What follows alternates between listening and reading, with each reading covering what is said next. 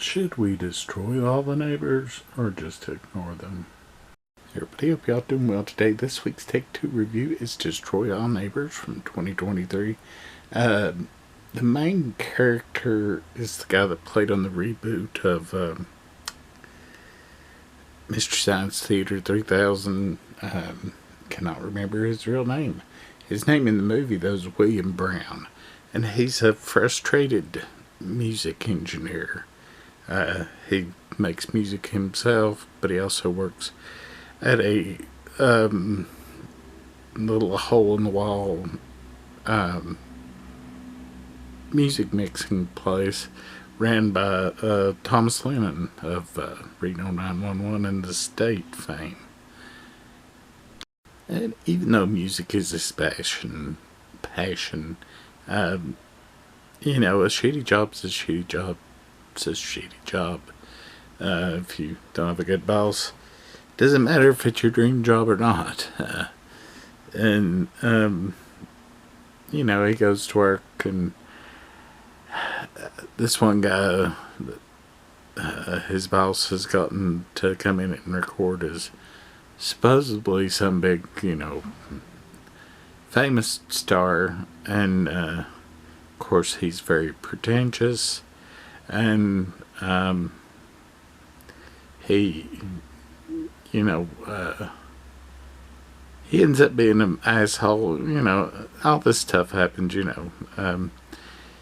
but I'm actually getting a little ahead of myself. When the movie starts, it kind of gives you an overview of his building and his situation. Him and his girlfriend live in a little slummy type apartment, and it's just like a cadre of characters, that they at least seemingly get along with. Well, of course, one gentleman moves out, and the person that moves in is Vlad, played by Alex Winter, and Vlad is just very loud, very obnoxious, and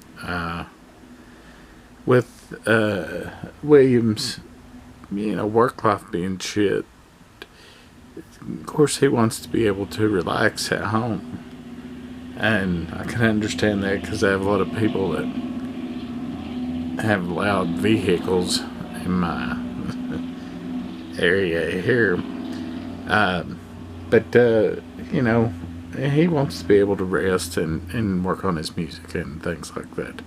But Vlad is up playing techno at like 3 o'clock in the morning.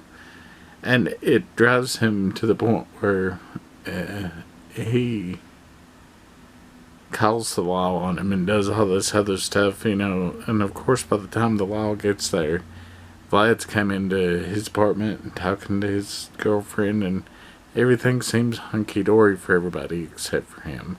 So, things go on, and then the next day, he decides, after he gets fired at his job for sleeping on the job, that he's going to confront him, because it's just too much stuff's happened, and it seems to him that it's all Vlad's fault.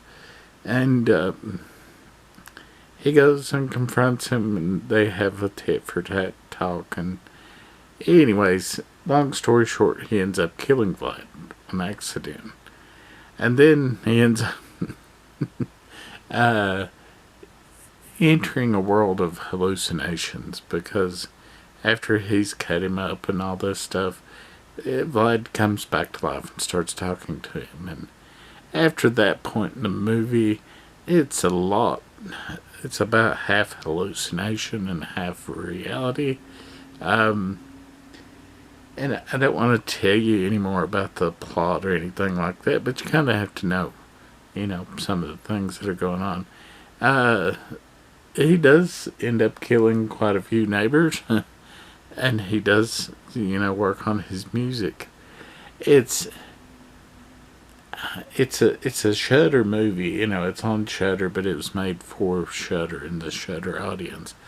And it's gory, not overly gory, just regular gory.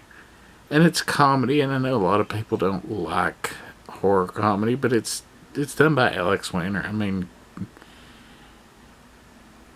I know a lot of people think of two things for Alex Winter, and one's Bill and Ted's, and others like The Lost Boys. But you know, Alex Winter did Freaked, and he's done a lot of other things, and he also did the old show, The Idiot Box, on MTV, which still needs to come out on something, because it never did. That's been more than 30 years. But anyways, yeah, it's comedy, but it's grounded in enough reality that, I don't know, it makes it a little more fun to watch. It's not just total goofball, which I love total goofball stuff too, but it makes it a little more relatable, I guess, to non-horror fans, stuff like that. But I enjoyed it. It's actually probably about 25% better than I thought it was going to be. It's only on Shudder right now, but I know one thing that usually happens with Shudder movies is they end up getting on DVD and getting put out at Walmart, so you might be able to catch it there in the near future. But yeah, this has been another one of my disjointed ass reviews, but I hope y'all enjoy it. We'll see you all next week.